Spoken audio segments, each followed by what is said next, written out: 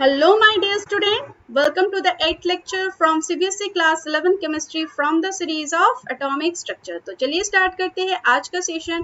पहले देखते हैं लास्ट लेक्चर में कौन से टॉपिक हमने कवर अप किए थे। जो पहला टॉपिक हमने कवर अप किया था that is radius and energy of the stationery states of hydrogen atom, और जो दूसरा टॉपिक हमने कवर अप किया था that is the radius and energy of the stationery states of hydrogen like species atom. अगर अब भी इन टॉपिक में अगर डाउट है आपको तो आई बटन क्लिक करके जस्ट प्रीवियस लेक्चर को देख लीजिएगा। तो चलिए आज के टॉपिक पे एक बार नजर डालते हैं। जो हम पढ़ने वाले हैं that is explanation of line spectrum of hydrogen atom and next is numerical on line spectrum. तो पहले समझते हैं आज के टॉपिक को, explanation of line spectrum of hydrogen atom. Madam, एक डाउट है मेरे माइंड में, can you please clear it? हाँ बोलो, क्या डाउट है? जब एमिटेड फोटोन का वेव नंबर निकालते हैं उस वक्त रिडबर्ग कांस्टेंट का वैल्यू हम यूज करते हैं 109677 centimetre inverse, but emitted photon की एनर्जी जब हम कैलकुलेट करते हैं तब क्यों रिडबर्ग कांस्टेंट का वैल्यू चेंज हो जाता है और हम उसको कंसीडर करते हैं -2.18 इंटू 10⁻18 जूल? एटम। इसी टॉपिक में मैं आपका डाउट क्लियर कर दूंगी। जैसे कि अभी एक स्टूडेंट ने पूछा कि रिडबर्ग कांस्टेंट के वैल्यू अलग अलग क्यों होते हैं, तो पहले हम देख लेते हैं energy of orbit given by Bohr. Bohr के पोस्टुलेट के हिसाब से हर ऑर्बिट की एनर्जी फिक्स होती है, तो उसको कैसे कैलकुलेट करते हैं? En equals to -RH into 1/n²। n मेरा क्या है? वो पर्टिकुलर ऑर्बिट जिसकी एनर्जी हमें निकालनी है। यहाँ पे रिडबर्ग कांस्टेंट का वैल्यू हो जाता है 2.18 इंटू 10⁻18 जूल। मैं स्टूडेंट को जरा करेक्ट कर देना चाहती हूँ। आपने कहा एनर्जी निकालते वक्त जो रिडबर्ग कांस्टेंट होता है उसका वैल्यू -2.18 इंटू 10⁻18 जूल। ये गलत है, माइनस आपका फॉर्मूला पे है। रिडबर्ग कांस्टेंट का वैल्यू है सिर्फ 2.18 10 18 जूल। अब इसको हमने समझ लिया, अब इसको बोहर के पोस्टुलेट के थ्रू हमें समझना है। बट बिफोर दैट क्वेश्चन को एक बार सॉल्व कर लेते हैं, क्योंकि ये कई बच्चों के दिमाग में ये सवाल बना रहता है।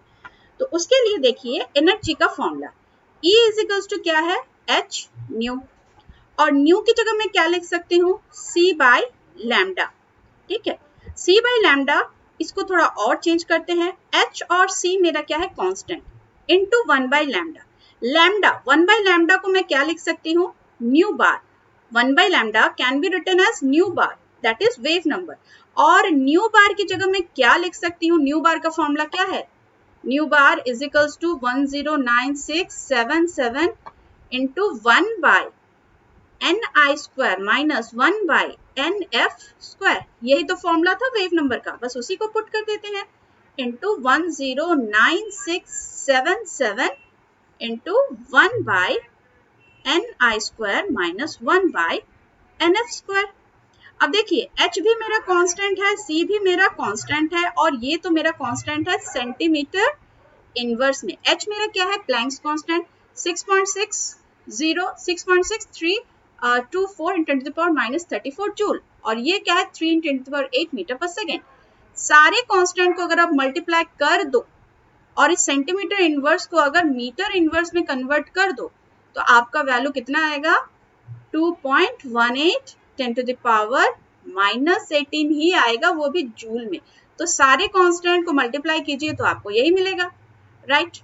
और इसकी जगह हम क्या लिख सकते हैं? एनर्जी को लिख सकते हैं कि नहीं?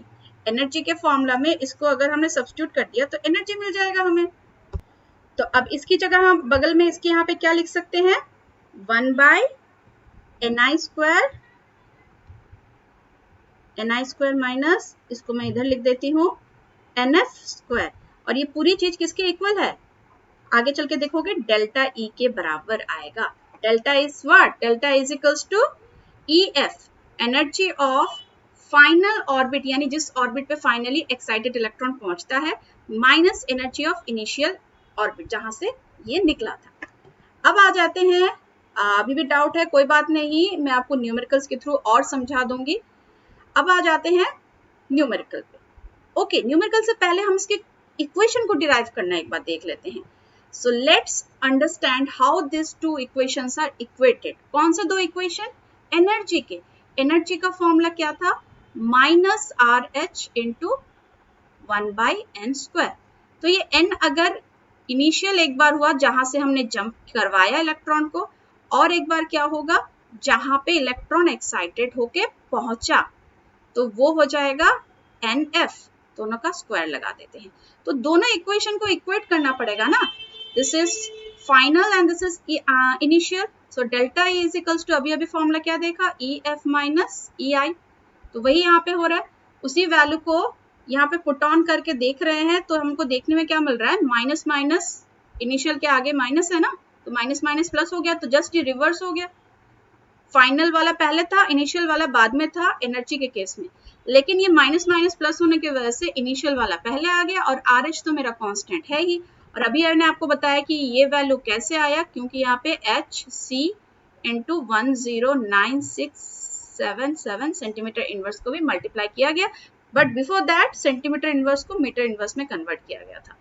तो इस तरीके से बोहर के पोस्टुलेट नंबर 3, जहां पे ये कहा गया कि ऑर्बिट में जब तक न्यूक्लियस के चारों तरफ जो ऑर्बिट है उसमें इलेक्ट्रॉन जब तक घूम रहा है, इलेक्ट्रॉन ना तो एनर्जी लूज करता है ना तो गेन करता है, पर जैसे ही इलेक्ट्रॉन गेन करता है ये उस ऑर्बिट पे चला जाएगा जहां पे इसके एब्जॉर्ब एनर्जी के बराबर वाली एनर्जी की ऑर्बिट हो, और ये वापस अपने ग्राउंड स्टेट में आने के लिए क्या करेगा, उस एनर्जी को एमिट कर देगा।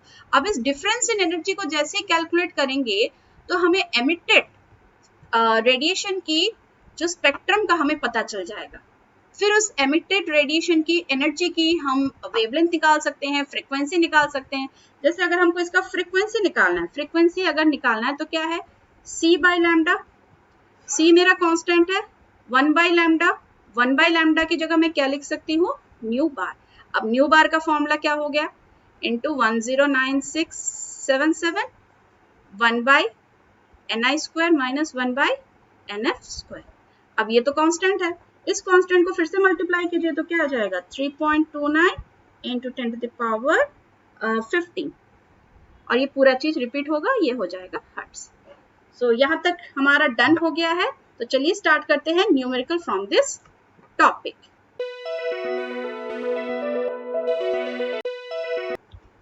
So let's start with the NCERT exercise problem. तो हमारा आज का पहला प्रॉब्लम है, what is the maximum number of emission of lines when the excited electron of hydrogen atom n is equals to 6 drops to ground state। ठीक है, maximum line of emission कितने possible है जब हाइड्रोजन एटम का excited electron कहां से गिर रहा है, n number is equals to 6। तो इसके लिए एक सीधा सीधा फॉर्मूला भी है, क्योंकि यहाँ पे आपको n इज इक्वल्स टू 6 है, तो एग्जाम में शायद n इज इक्वल्स टू 5 पूछे, 4 पूछे, तो क्या कर सकते हो formula, n into n minus 1 divided by 2। एक तो ये काम कर सकते हो, यहाँ पे देखिए क्या होगा, n is 6 into 5 by 2 that is 30 divided by 2 15। एक तो ये तरीका है। दूसरा तरीका है, जो भी आपका n का वैल्यू है उसमें से 1 माइनस कर दीजिए, that is 5 plus 4 plus 3 plus 2 plus 1, इसको जोड़ के देखिए कितना आ रहा है, 9 10 15। तो ये एक तरीका है और ये एक तरीका है, ये दोनों तरीके आपके पास अवेलेबल है, जो आपको करना है आप कर सकते हो। चलिए अब चलते हैं नेक्स्ट प्रॉब्लम पे। What is the wavelength of the light emitted when the electron in a hydrogen atom undergoes transition from an energy level with n is equals to 4 to an energy level n is equals to 2। यानी 4 से 2 आते जाते जो emitted energy है उस energy की wavelength क्या है, जो अभी अभी आपको मैं बता रही थी। जो एमिटेड एनर्जी की आप लैम्डा निकाल सकते हो, फ्रीक्वेंसी निकाल सकते हो, वेव नंबर निकाल सकते हो, तो यहाँ आपसे क्या पूछा है, वेवलेंथ। तो चलिए इसका अभी हम कैलकुलेट कर लेते हैं। तो अभी wavelength nu bar is equals to formula क्या था, RH into 1 by NI square minus 1 by NF square. अब न्यू बार की जगह क्या लिख सकते हैं, 1 बाई लैम्डा, और इसकी जगह 109,677। इनिशियली कहाँ पे था, 2 पे, 4 से गिर रहा है ना 2 पे, तो 2 पे आया और ये आया 4 पे, दोनों का लगा देते हैं स्क्वायर। तो आफ्टर दैट ये हो जाएगा 109,677 इंटू 1 बाई 4 माइनस 1 बाई 16, और अल्टीमेटली 109,677 इंटू 12 बाई 64। तो ये आपका आंसर आ जाएगा लगभग 4.86 इंटू 10⁻⁻5 सेंटीमीटर। इसको नैनोमीटर में भी कन्वर्ट कर सकते हैं, नैनोमीटर यानी कि -9 पे आपको लाना है, तो ये डेसिमल आगे जाएगा, तो 486 10⁻⁻9 नैनोमीटर। तो ये हो गया हमारा आंसर। अब आते हैं नेक्स्ट क्वेश्चन पे। Calculate the wave number of the longest wavelength transition in the Balmer series of atomic number. ये एक इंपॉर्टेंट क्वेश्चन है। बाल्मर सीरीज याद कीजिए कहां से स्टार्ट होता है। बाल्मर, पैस्टन, पीफंड, लाइमन पढ़ाई होगा आपने। तो बाल्मर सीरीज हमेशा स्टार्ट होता है n=2 से लेकर n=∞। तो यहाँ पे एक चीज देखिए, ये देखिए nu bar is inversely proportional to lambda. जिसकी लैम्डा ज्यादा होगी उसकी न्यू बार कम होगी। Longest wavelength will have smallest wave number। एकदम उल्टा, smallest क्या हो जाएगा उसका wave number। तो बाल्मर सीरीज के लिए जो नंबर ऑफ ट्रांजिशन पॉसिबल है लॉन्गेस्ट वेवलेंथ के लिए तभी पॉसिबल होगा जब उसका वेव नंबर छोटा होगा। सबसे बड़ा वेवलेंथ जो भी होगा उसका वेव नंबर सबसे छोटा होगा, और सबसे छोटे वेव नंबर के लिए सबसे छोटा मुझे क्या लेना पड़ेगा, n का वैल्यू। तो बाल्मर सीरीज में सबसे छोटा n क्या होगा, अगर स्टार्टिंग ही 2 से है तो नेक्स्ट पॉसिबल वैल्यू n की क्या है, 3। तो यहाँ पे इसका वेव नंबर हो जाएगा 109677 इंटू, अब इसको मैं कन्वर्ट कर सकती हूँ अगर मुझे नैनोमीटर में डायरेक्ट लाना है, या फिर मीटर इनवर्स में अगर करना है तो बेटर होगा कि मैं इसको यहाँ ऐसे स्टार्ट करूँ, 1.09677 इंटू 10⁻⁷। तो स्टार्ट कहाँ से हो रहा है, 2 से, 2 स्क्वायर, और मिनिमम वेव नंबर होगा तो मैक्सिमम वेवलेंथ होगा 1/3 स्क्वायर। ठीक है, तो इसको सॉर्ट आउट करने पे हमारा आ रहा है 9677 इंटू 10⁻⁷ इंटू 9 - 4/36, और इसका आंसर आ जाएगा आपको वेव नंबर = 1.09677 इंटू 10⁻⁷ इंटू 5/36, और अल्टीमेट आंसर हो जाएगा 1.52 इंटू 10⁻⁶ मीटर इनवर्स। ये हो गया आपका आंसर। बात को समझ रहे हैं। आपको लॉन्गेस्ट वेवलेंथ चाहिए तो शॉर्टेस्ट वेव नंबर चाहिए, शॉर्टेस्ट वेव नंबर यानी कि शॉर्टेस्ट n की वैल्यू चाहिए। तो ये हो गया हमारा नेक्स्ट क्वेश्चन। अब आते हैं उसके बाद हमारा नेक्स्ट आपका एनसीईआरटी के एक्सरसाइज का ही क्वेश्चन है, that is 2.16 the energy associated with the first orbit of the hydrogen atom is this। ठीक है, what is the energy associated with the fifth orbit? तो पहले फर्स्ट वाला ही करते हैं, let's start। तो एनर्जी किसी ऑर्बिट की कैसे निकालते हैं, -RH इंटू 1/n²। तो हमें किसकी निकालने बोला है, फिफ्थ ऑर्बिट की। फिफ्थ यानी E5 = -RH इंटू 1/25 5²। तो इसका वैल्यू आपको कितना आएगा, -8.68 10⁻⁻20 जूल। अब RH का वैल्यू तो आपको पता ही है, क्या होगा, 2.18 10⁻⁻18 जूल। तो ये हो गया फर्स्ट क्वेश्चन। दूसरे क्वेश्चन में कहा गया calculate the radius of Bohr's fifth orbit. अब रेडियस का फॉर्मूला क्या है, सेकंड वाला question. What is the formula of radius, Rn = 0.0529 into n² nanometre. ये तो कांस्टेंट है।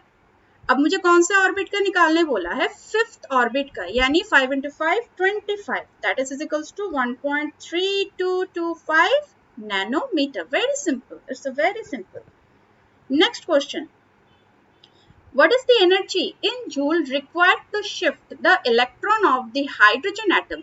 मतलब हमें कितनी एनर्जी चाहिए कि हाइड्रोजन एटम के फ्रॉम द हाइड्रोजन एटम से हमें इलेक्ट्रॉन को निकालना है completely from the first orbit to the fifth orbit. ठीक है, फर्स्ट ऑर्बिट से फिफ्थ ऑर्बिट में अगर हमें इलेक्ट्रॉन को शिफ्ट कराना है तो हमें कितनी एनर्जी चाहिए, वो भी जूल्स में। और दूसरा क्वेश्चन है what is the wavelength of the light emitted when the electron returns to the ground state. ठीक है, अब यहाँ पे ग्राउंड स्टेट में इलेक्ट्रॉन की एनर्जी आपको अर्ग्स में दी है, इसको आगे चल के आपको जूल्स में कन्वर्ट करना पड़ेगा। तो क्वेश्चन को मैं आपको फिर से समझाती हूँ। यहाँ पे डायग्राम देखिए, ये रहा न्यूक्लियस, ये रहा मेरा फर्स्ट ऑर्बिट और सपोजिटली मान लीजिए ये मेरा फिफ्थ ऑर्बिट है। यहाँ पे मेरा इलेक्ट्रॉन है, मुझे कितनी एनर्जी देनी पड़ेगी कि फर्स्ट ऑर्बिट से n=1 से n=5 पे इलेक्ट्रॉन जंप करके जाए, कितनी एनर्जी मुझे यहाँ पे देनी पड़ेगी। अब यहाँ पे इलेक्ट्रॉन आएगा तो एक्साइटेड होगा, तो ये वापस गिरेगा, तो ये जब वापस गिरेगा ये क्या करेगा, एनर्जी को एमिट करेगा। उस एमिटेड एनर्जी की मुझे क्या निकालनी है, लैम्डा। ठीक है, अब क्लियर हो गया होगा। अब यहाँ पे देखिए ग्राउंड स्टेट किसे कहते हैं, ग्राउंड, GROUND, ग्राउंड स्टेट मतलब n=1। अब हम ग्राउंड स्टेट से हमें निकालने बोल रहा है, तो n=1 है तो वहां पे ग्राउंड स्टेट की एनर्जी कितनी होती है, -RH इंटू 1/n², यानी RH का ही वैल्यू -2.18 इंटू 10⁻⁻18 नहीं 11 दिया हुआ है पेपर में, -11 अर्ग्स। अब E5 फाइनली कहाँ पहुंचना है हमें, 5वें ऑर्बिट पे, तो -RH इंटू 1/n², तो 2.18 इंटू 10⁻11 डिवाइडेड बाय 5² यानी 25, तो ये कितना आ जाएगा, -0.0872 इंटू 10⁻⁻11 अर्ग्स। ठीक है, अब एनर्जी डिफरेंस वही हमारी रिक्वायर्ड एनर्जी होगी, delta E. Delta E equals to क्या होगा, E5 माइनस E1। तो E5 तो मेरी इतनी है और E1 मेरी इतनी है, तो दोनों वैल्यू को सब्स्टिट्यूट कर देते हैं, तो मेरा वैल्यू कितना आ जाएगा, 2.0928 इंटू 10⁻⁻11 अर्ग्स। अब ये हमको जूल में लिखने बोला है, तो 1 अर्ग का वैल्यू हो जाता है हमारा 10⁻⁻7 जूल, इसको याद रख लीजिएगा। अब इतने अर्ग को जूल में कन्वर्ट करना है तो सिंपली क्या करना पड़ेगा, 10⁻⁻7 से मल्टीप्लाई, तो 10⁻⁻7 से मल्टीप्लाई करेंगे तो क्या हो जाएगा, -18 जूल। तो इतनी हमें एनर्जी। अब इसी एनर्जी के कॉरस्पॉन्डिंग मुझे क्या निकालना पड़ेगा, वेवलेंथ। तो पहले हम वेव नंबर वाला फॉर्मूला लेते हैं। Wave number is equals to क्या होता है, 1/λ, that is equals to 10967 point लगा देती हूँ into 10⁻7, right. 1/ni² minus 1/nf², यानी इनिशियल ऑर्बिट मेरी क्या है 1, फाइनल ऑर्बिट क्या है मेरी 5। तो इसको कैलकुलेट करने के बाद मेरा आ जाएगा वेव नंबर से लैम्डा।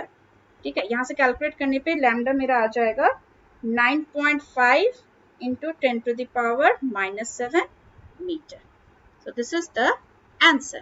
तो ये भी हमारा सॉल्व हो गया। अब आते हैं नेक्स्ट प्रॉब्लम में 2.19। The electron's energy in hydrogen atom is given by En -2.18 10⁻⁻18 into 1/n², यानी हर ऑर्बिट की एनर्जी। Calculate the energy required to remove an electron completely मतलब n2 से इंफिनिटी पे एटम से बाहर निकाल दो। What is the longest wavelength in light in centimetre that can be used to cause this transition. Same to same इसके जैसा है। यहाँ पे फर्स्ट से हमें फिफ्थ ऑर्बिट पे निकालने के लिए बोल रहे हैं, यहाँ सेकंड से हमें इंफिनिटी पे निकालने बोल रहे हैं। तो पहले वो इंफिनिट पे निकाल लीजिएगा और फिर उसका एनर्जी के रेस्पेक्ट में उसका लैम्डा। तो ये मैं आपको सॉल्व करके नहीं दिखा रही हूँ, ये आप खुद से सॉल्व कीजिएगा और कमेंट बॉक्स में लिख के मुझे बताइए कि आप सॉल्व कर पाए कि नहीं कर पाए। तो ये हो गया हमारे यहाँ पे खत्म। तो होमवर्क ले लीजिए आपके लिए, ये है आपका NCERT के सॉल्व प्रॉब्लम में से। What are the frequency and wavelength of a photon emitted during the transition from n=5 to n=2? यहाँ पे आपको फ्रीक्वेंसी निकालनी है और लैम्डा निकालना है। तो इसके लिए मैं बता देती हूँ, लैम्डा के लिए आप वेव नंबर यूज कर लीजिए और लैम्डा निकल गया तो फ्रीक्वेंसी निकल जाएगा। E = क्या होता है hc/λ, और E आप निकाल सकते हो हर ऑर्बिट की।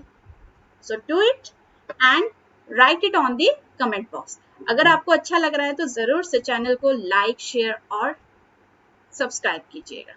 Thank you for watching reaction tube by Shambhumitra Chakraborty. See you at next lecture.